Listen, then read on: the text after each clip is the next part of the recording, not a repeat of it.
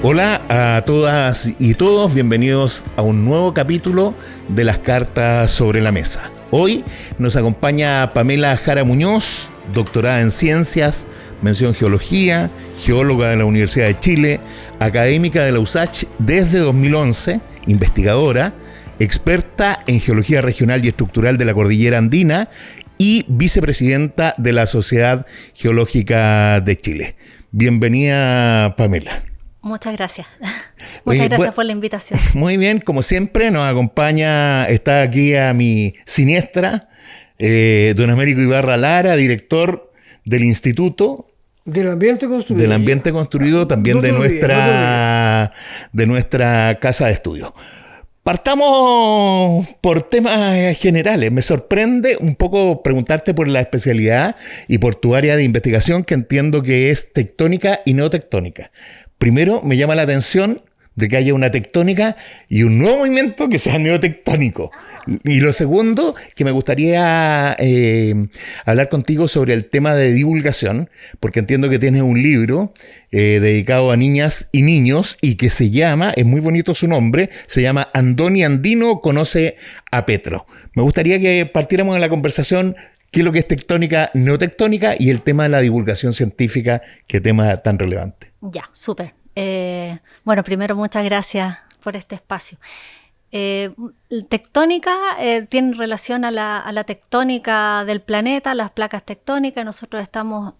Chile se sitúa en un borde de placas tectónicas que hacen que este país sea tan activo. Y esa actividad, cuando es actual, se le llama neotectónica. Es la actividad actual, los sismos, los movimientos de las fallas que se pueden registrar actualmente y también en un pasado cercano. Pero las placas siguen siendo las mismas de hace millones de años. Hace algunos millones de años, porque Perfecto. También la historia de la Tierra es gigantesco en muchos millones de años y han habido también reestructuraciones de las placas y han habido otras placas incluso. Pero eso, la tectónica es como cuando más las amplia. placas tectónicas estas son como capas distintas, ¿no? Para que la gente entienda, ¿no? Es las capas, las placas tectónicas son placas de litósfera y la litósfera es la capa más exterior del planeta visto como una tierra en su sentido dinámico. Quizás han escuchado de la corteza terrestre, que es como la cascarita, eso es como en el sentido más de los materiales. Pero la placa tectónica es la que se mueve, incluye la corteza y un poco más. Oye, ¿cómo estos temas tan difíciles? Porque Américo creo que tampoco lo entendió muy bien.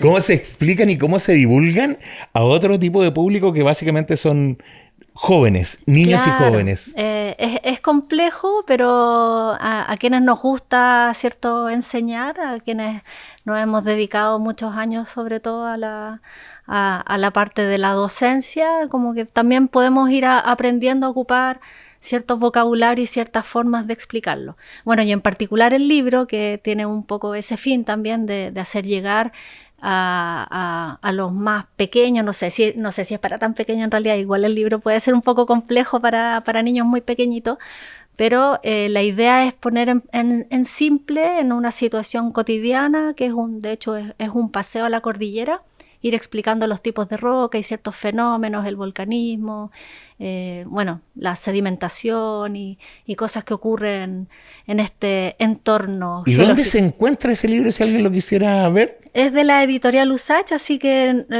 actualmente entiendo que están con librería cerrada, pero se puede encontrar en línea. En la editorial USACH, en línea pueden adquirirlo y llega a sus casas. Oye, perdona, en esta misma lógica de tu experiencia como investigadora, escritora, tú recientemente has aparecido en los últimos años, digamos, dentro de un pool de investigadoras más importantes del país, en particular en materia de geología. ¿Qué sientes? Muchas gracias. ¿Cómo sientes ese reconocimiento? Además dice que jóvenes investigadores. Sí, además. Sí, mujeres. Lo que pasa es que Además mujeres, lleva 2 años esta iniciativa de la Biblioteca Nacional, en donde se expone de las distintas áreas de las ciencias a un número de alrededor de 5 o algo así por área, mujeres científicas, para relevar el rol de las mujeres en la ciencia, que por muchos años ha estado un poco escondida, por así decirlo. Pero en el área de la... Perdón. En el área de las ciencias de la Tierra, porque es más amplio, de hecho no somos todas geólogas. Este año, si no me equivoco, una geofísica también, las personas que trabajan en el área de las ciencias de la Tierra, aparecemos como 5 este año y el año pasado también una cantidad similar. Y bueno, y para mí obviamente que es un orgullo estar ahí, porque yo creo que, bueno, fue una invitación que me llegó hace un tiempo cuando estaban preparando esta publicación de mujeres científicas, y bueno, y invitación que yo acepté obviamente. Y yo creo que básicamente justamente por cosas como esta, porque la divulgación científica es algo que se agradece mucho. Hay varias divulgadoras científicas dentro de no solamente tener muchos papers, no es solamente currículum, es también el haber hecho algún esfuerzo por llevar estas cosas a las personas. Y en el área de las ciencias de la Tierra, o de la geología en particular, ¿las mujeres son mayoría o están subrepresentadas? Porque siempre se escucha la discusión que en el área básicamente matemática están subrepresentadas. Yo estudié en la Universidad de Chile porque en el momento en que yo entré a estudiar y que yo ya quería estudiar geología, en Santiago, y de hecho habían 3 carreras en Chile, en el norte, en Antofagasta, en Concepción, y acá en Santiago, en la Universidad de Chile. Y esta carrera estaba en la Facultad de Ciencias Físicas y Matemáticas, donde están todas las ingenierías, pero además está geología, geofísica, astronomía y otras áreas de la ciencia, pues son las ciencias físicas y matemáticas. Entonces, claro, cuando yo entré a la universidad, éramos un puñado de mujeres frente a los compañeros que eran 200, claro. Y claro, ahí se notaba mucho. Pero después dentro de la carrera, extrañamente, o no sé si tan extrañamente, éramos mitimota. Casi toda mi vida universitaria, sí, casi en toda mi vida universitaria hubo paridad. Y después cuando entré a trabajar de nuevo, se vuelve a la brecha, por distintos motivos que nos alargaríamos un montón de conversar, pero hay brechas que se vuelven a replicar después en el mundo laboral, la maternidad, mujeres que deciden irse a otras áreas, entonces hay no paridad a los inicios en las universidades, en las carreras más STEM, y después en el mundo laboral. Pero en la carrera yo viví en este mundo de la geología es interesante. Oye, perdóname, porque como los tiempos son cortos en esto, nosotros te contamos antes, en off, digamos, cuál es la lógica del programa. Tú tienes entonces unas cartas que tienen como el tarot, como dice mi amigo Gino, y que sería interesante empezar a discutir y ver cómo desde tu mirada, como experta en geología, en gestión de desastres, cada uno de estos temas pueden ir entrelazándose, digamos, ¿no? Súper. Sí, así que usted dirá. Yo soy una científica bien esotérica, así que veamos el azar que nos dice. Vamos a ver qué dice el azar, con qué vamos a partir. Seguridad. En el área de seguridad. Es un gran pasa la carta para que no se repita.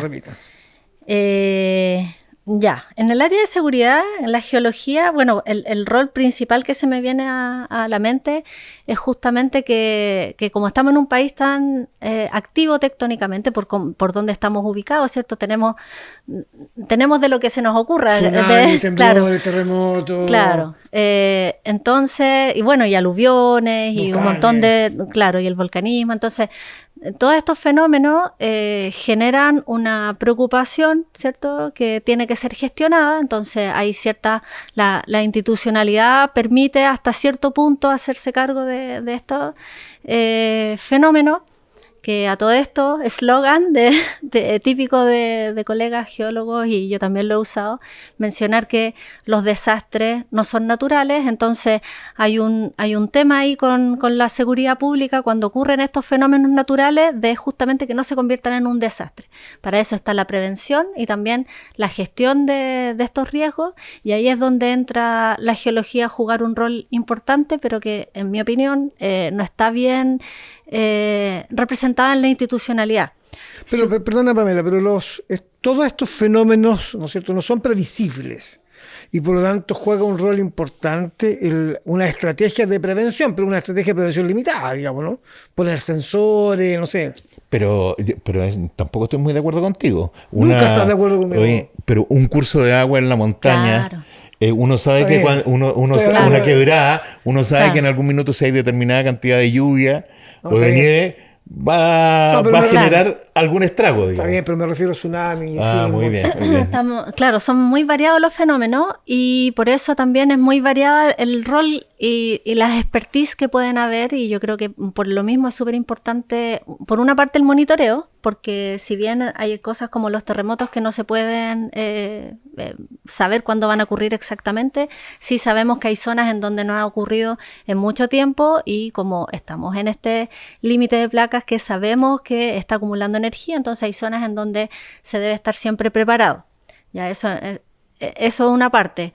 Por otra parte, el tema volcánico o de deslizamientos y otras zonas de inundación, eso hay, por ejemplo, el Cernagiomín tiene entre sus atribuciones, entre sus roles, digamos, generar los mapas de riesgo, de amenaza, y el tema es que, claro, se hacen estos mapas, pero no necesariamente llegan a los territorios o no son parte, por ejemplo, de su planificación urbana.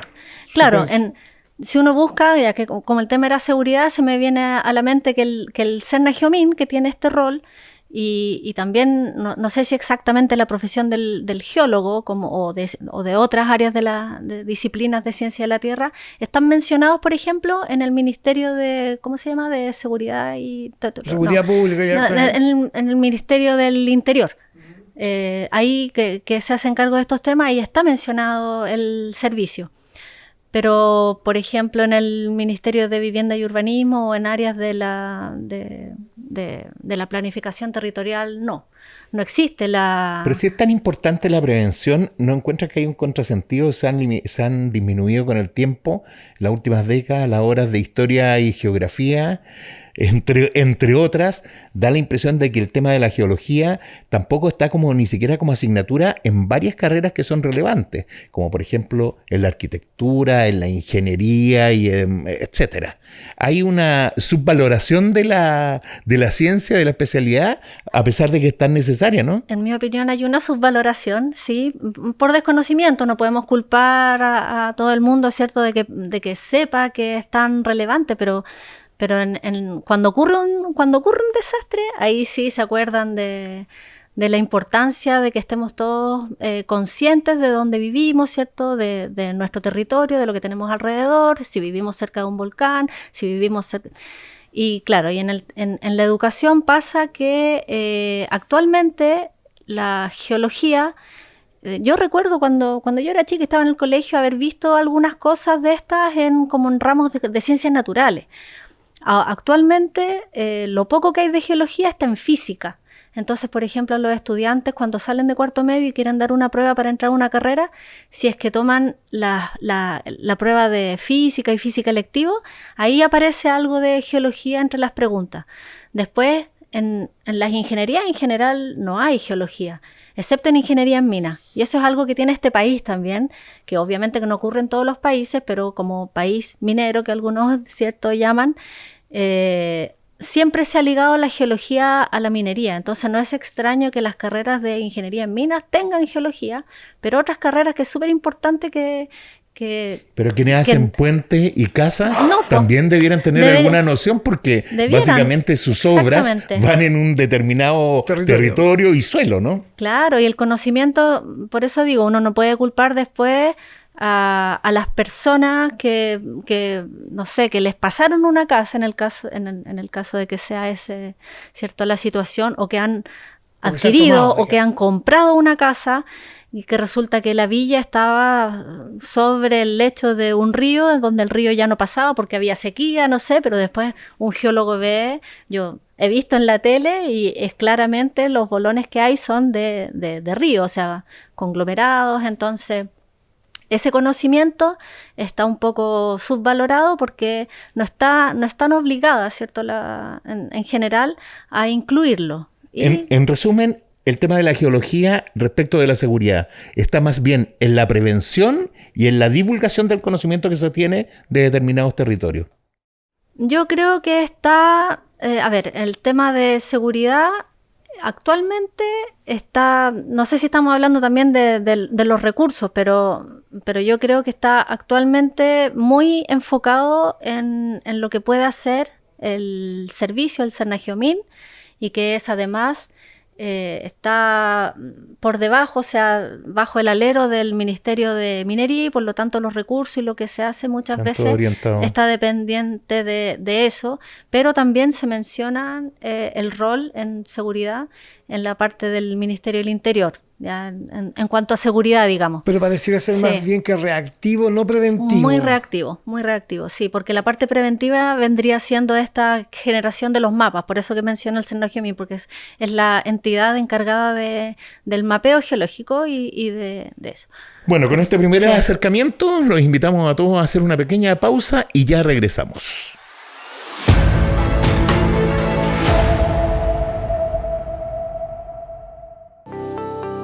La Facultad de Arquitectura y Ambiente Construido de nuestra Casa de Estudios busca, mediante una formación de excelencia, entregar a Chile y al mundo profesionales con una sólida formación técnica y valórica.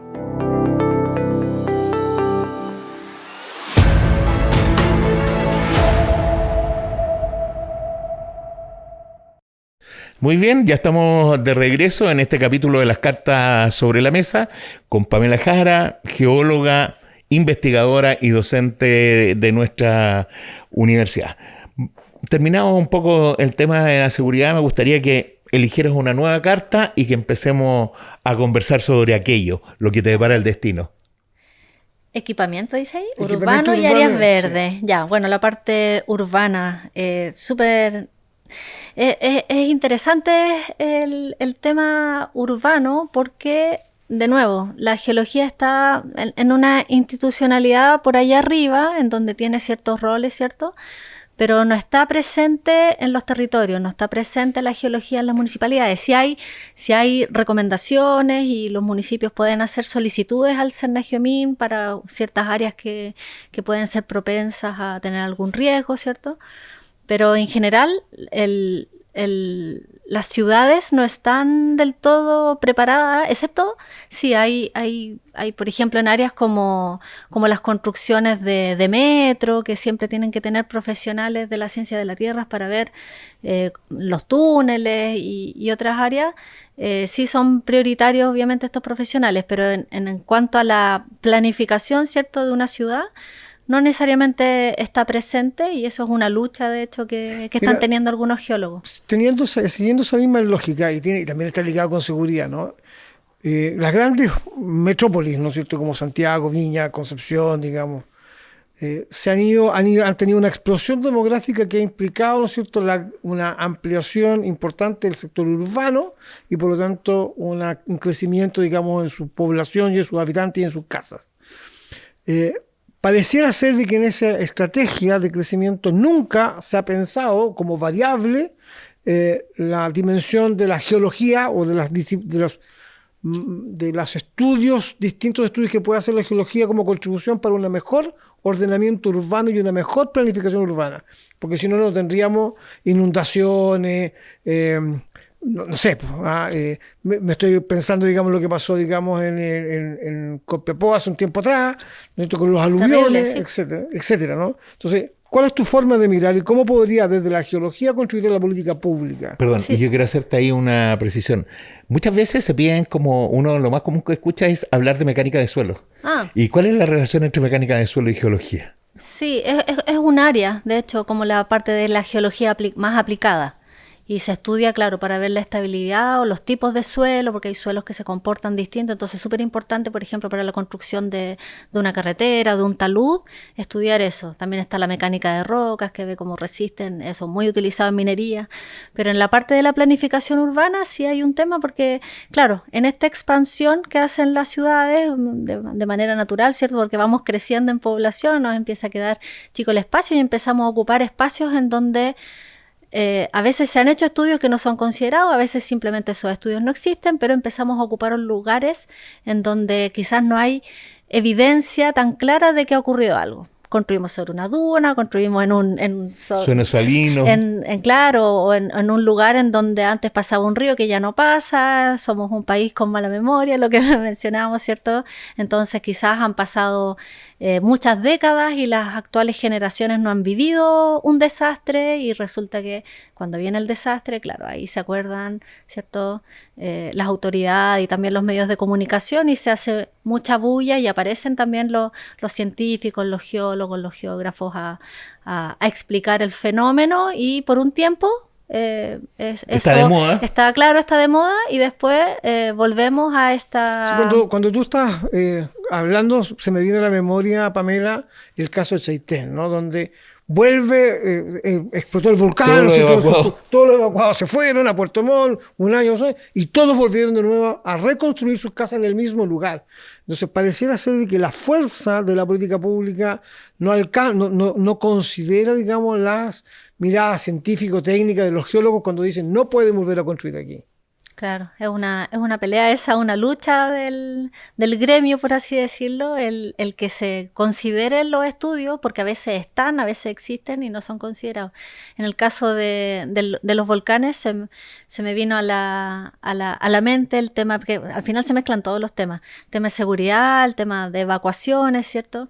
Qué importante que es, por ejemplo, tener buenas vías de evacuación en lugares, estaba recordando, por ejemplo, en Pucón a veces sale en la tele que en pleno verano está full los tacos, ¿cierto? Porque hay una vía y en caso de que hubiese un volcán en erupción. Bueno, y cuando están en actividad se aumenta también el turismo, o sea, con todos los riesgos que eso implica. O sea, el turismo como aventura, ¿no? Se mezcla con educación también, porque, por ejemplo, el turismo aventura geológico, Hawái, que uno ve, hay imágenes así, la lava, y que uno se puede acercar casi y sacarle fotos. Acá no es así, pues.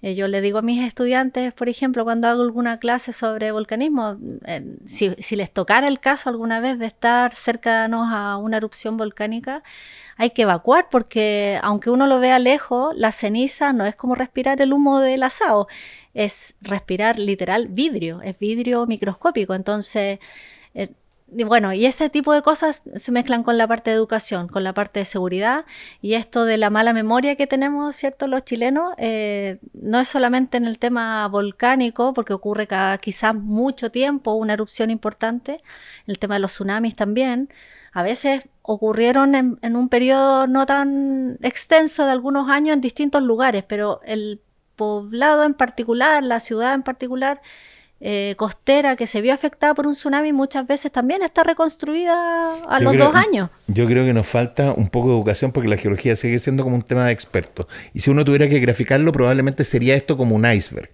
En la superficie están las ciudades, que representan la 9ª parte de aquello, pero lo más relevante para el sustento de esas ciudades, o tan determinante, es básicamente también lo que está escondido. Yo concuerdo absolutamente que el tema de la divulgación y la educación son temas fundamentales. Pero a lo mejor también la institucionalidad, ¿no? Porque vuelvo a lo mismo. Se han construido las casas en Chaitén, en el borde costero se volvió a construir, con los incendios se construyó donde mismo. Entonces pareciera ser de que las personas, un poco tú dices, olvidan, pero hay sentido de pertenencia, hay una mirada sociológica que los hace volver donde mismo, de pertenencia, esto es mío. Entonces, para ahí la fuerza de la institucionalidad tiene que poner límites, parecerse de que no existe esa posibilidad. Claro, o a lo mejor podría existir, pero con una buena planificación, lo que hablábamos delante. O sea, son pocos los estudios, pero yo sé de tesistas de esta misma universidad, ¿cierto?, de arquitectura, que han hecho trabajos en donde no solamente diseñan la vivienda, sino que también diseñan lo que está, considerando lo que está alrededor, el territorio, como el mismo nombre de el ambiente construido, porque no sé, si hay una quebrada cerca o si pasa un río cerca, la vivienda tiene que considerar esos factores. Nuestros pueblos originarios los consideraban eso, no instalaban su casa en cualquier lugar. no solamente diseñaban el hogar, sino que también el entorno. ¿A qué distancia a qué distancia me tengo que ubicar de Del un río, río de una que quebrada. cada 20 años a lo mejor va a tener una crecida? A lo mejor no lo vamos a ver mañana, pero sí tiene que estar dentro de la planificación urbana el contexto. Dentro de estas cosas como dramáticas de la planificación urbana o su falta, se ha especulado mucho con el tema de la falla de San Ramón. Y tenemos Santiago básicamente. Todo el sector oriente estaría en una condición de riesgo bien relevante.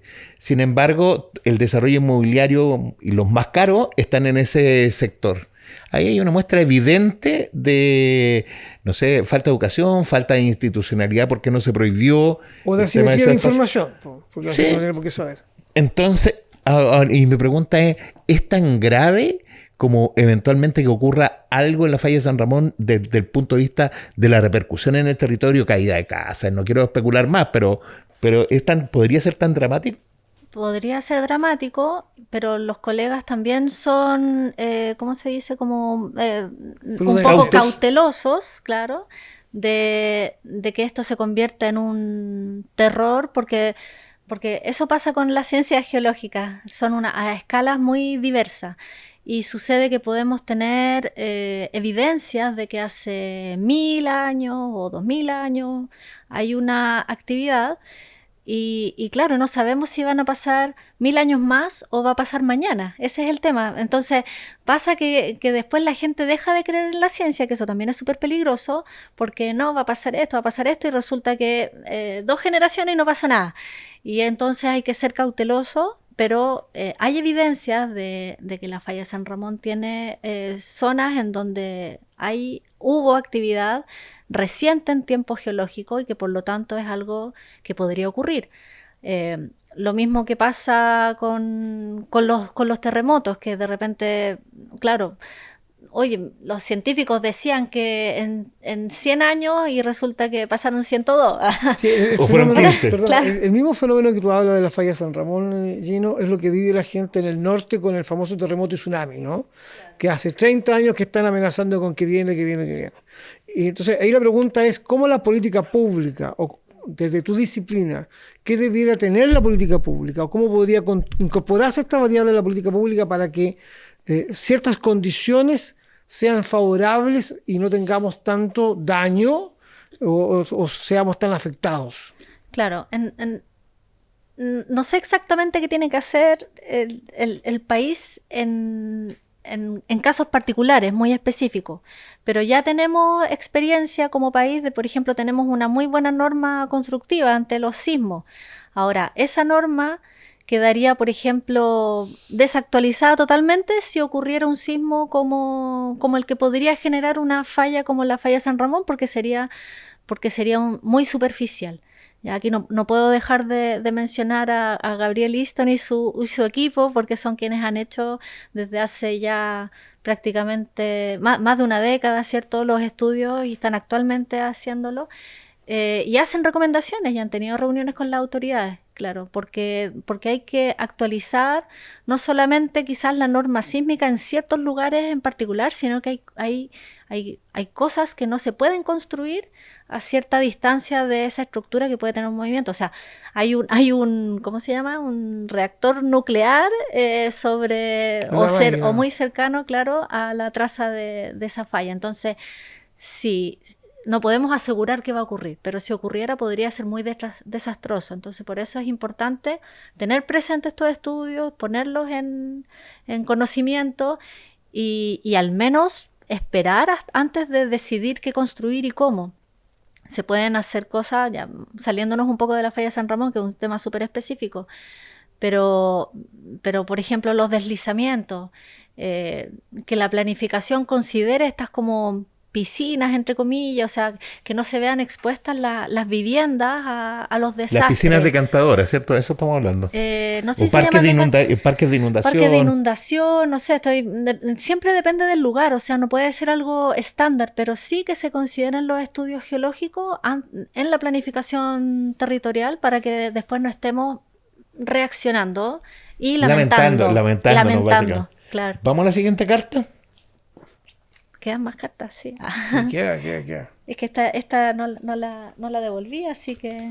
Devuélvamela. Vivienda, pero ya hablamos harto de la vivienda. Bueno, vivienda y presupuesto al final tiene relación tiene relación un poco con todo lo que hemos conversado, creo. Concentrémonos en esto, A ver. presupuesto. No me quiero meter en el tema presupuestario propiamente tal, pero pareciera ser de que nunca hay recursos suficientes para la prevención, nunca hay recursos suficientes para la investigación, nunca hay recursos suficientes, digamos, para la reacción. Entonces, concentrémonos, digamos, en la investigación, que yo sé donde tú tienes más habilidades. Existen recursos suficientes para el desarrollo de la investigación de tu especialidad y que ayude y contribuya, digamos, a la minimizar los riesgos de fallas tectónicas, por ejemplo. Una gran pregunta. Sí, me voy a sentir un poco mal de si digo que no, porque acabo de adjudicar un fondo que es para estudiar cosas relacionadas a esto. Entonces, hay fondos y estoy segura de que no son suficientes en ciencia en general. O sea, si hablamos de investigación científica, en general los fondos han disminuido en vez de aumentar y hay mucho, y yo creo que, y volvemos al tema de la institucionalidad, yo creo que se hacen muchos estudios, pero después, ¿cómo llegan a hacerse relevantes? Muchas veces basta con escribir el paper, ¿cierto? Y queda uno como saldado con lo que hizo. Es como que al final depende mucho del interés personal, el divulgar estos conocimientos o el de solicitar reuniones con alguna autoridad, tratar de ser más movido. Así, yo participo en la Sociedad Geológica, entonces puedo decir que claro, que hemos hecho quienes están ahí, que es un trabajo como ad honorem, digamos, o sea, al que le interesa esto, participa en estas actividades, pero no es algo que esté institucionalizado. No estamos obligados, por ejemplo, a utilizar los recursos para tal o cual cosa. Y en temas de presupuesto y de institucionalidad también... Pero yo quiero volver un poquito ahí. En el tema, siempre hay una crítica sostenida respecto del tema de los fondos de investigación en el área de las ciencias sociales. Hay 25.000 estudios financiados que hagan lo mismo, sobre temas de educación diversos, no quiero entrar en detalle, pero básicamente pasan inadvertidos. O sea, son un apoyo del Estado relevante para que se puedan llevar a cabo, pero sin embargo su impacto parece ser bastante bajo y son los propios investigadores quienes no divulgan, salvo que quede en la revista indexada. Paper, claro. En la revista indexada. Es que eso es lo que solicita el fondo, pero ahí está el rol también de las universidades como tal, porque las universidades tienen un rol, ¿cierto?, de llevar la investigación a las personas, la vinculación con el medio. Bueno, es lo que queremos en este espacio, además. ¿No? Claro, este es un ejemplo. En el área de las ciencias de la Tierra, por ejemplo, el Fondesit de iniciación, no me sé los números de todos los proyectos, pero en particular en el que participé yo, son 15 proyectos adjudicados en todo Chile, en Ciencias de la Tierra. Y Ciencias de la Tierra no tiene obviamente solo estos temas que estamos conversando, también tiene oceanografía, también tiene geofísica, sismología, o sea, toda la ciencia de la Tierra, gente, paleontología, o sea, puede ser que sean 4 proyectos y además son súper, entre comillas, personales, porque son trabajos que son recursos que sirven para hacer un estudio más o menos específico en un lugar, qué sé yo, pero fondos estatales, así cuando yo pienso en la institucionalidad, estoy pensando en los fondos que tiene Cernagiomín, que, bueno, son fondos públicos, me imagino que uno puede revisar ahí cuántos son los fondos, pero el Cernagiomín tiene muchas áreas. Está geología, pero también está todo lo relacionado a minería y como decía al inicio, depende del Ministerio de Minería, entonces los fondos probablemente son distribuidos de una forma en que ahí yo no sé exactamente y un poco se diluyen. Y las personas, porque cuando hablamos de presupuesto, me imagino que no hablamos solamente del dinero mismo, sino que también de las personas que están siendo, ¿cierto?, remuneradas por hacer ese trabajo y que quizás no dan abasto, porque si tenemos, no sé cuántas sedes son exactamente del Cernagiomín en Chile, pero un servicio tendrá un X número de personas y ni siquiera alcanza para hacer uno por municipalidad o por gobierno regional, no sé exactamente el número, pero son limitados y cuando vamos a terreno no va una persona, van equipos de 3, Entonces, hay un tema que se mezcla, ¿cierto? Pero es razonable, o sea, lo que pasa es que da la impresión de que tener la mayor cantidad de los fondos concentrados en el Ministerio de Minería tiene lógica, porque existen o se requieren estudios útiles, útiles, economicistamente hablando, digamos, para una industria que es próspera, digamos, y que también tiene muchos recursos. Y ahí te quería preguntar si es que en esa área también existe inversión privada, que yo me imagino que las empresas son las principales interesadas en hacer estudios prospectivos y geológicos. Ah, claro, sí. De hecho, no sé cómo es actualmente, pero en mi tiempo, cuando yo salí de estudiar geología, de 15 estudiantes que éramos compañeros de curso, no sé, 13 se iban a trabajar a la minería, a la industria y a ser muy bien remunerados, y otros 2 nos quedábamos haciendo algún posgrado trabajando en otra cosa. Entonces, la gran mayoría de la actividad geológica en este país se ha enfocado hacia la minería por una cosa histórica, digamos. Así fue como se creó la carrera, muy, muy relacionada a la minería. Estos temas son muy actuales. El hablar sobre la planificación territorial y los geólogos presentes en los territorios es algo muy... Posterior a la industria minera. Es muy nuevo, sí. La industria minera es muy antigua y sí, requiere mucha geología porque tiene que salvaguardar que explotación. Claro, que ocurra bien y que no se malgasten los recursos, por ejemplo, haciendo una mina en donde no está el mineral, y también la seguridad y la seguridad laboral. De hecho, perdón, así para terminar con ese tema, el Cernagiomin en el área más minera, si no me equivoco, tiene un rol más fiscalizador, porque son las industrias en general las que pagan, ¿cierto?, por los estudios, las prospecciones para saber si hay o no mineral. Pero después el Cernagiomin tiene un rol de protección, de ver dentro de la operación minera, digamos. Claro. Sí, yo solamente voy a decir que aspiro que, y este espacio un poco tiene que ver con eso, con crear conciencia y difundir más allá del paper académico, digamos, estos temas, ¿no? Hemos tratado de hacerlo, sobre todo cuando afectan espacios y recursos que son escasos, como son el territorio, ¿no? El territorio es un recurso que se va haciendo cada vez más escaso en países como el nuestro. Oye, Pamela, yo solo agradecer tu participación en este espacio, agradecer a Gino, ¿no es cierto?, también, y yo espero podernos ver, digamos, en un futuro muy cercano, digamos, haciendo este y otro tipo de conversación. Muchas gracias por la invitación, de verdad. Yo hablé como desordenado de todos los temas, las cartas del tarot se me fueron. Pero muchas gracias por la invitación, súper importante hablar estos temas. Yo también te quiero dar las gracias porque por primera vez no voy a ser yo quien despide el programa.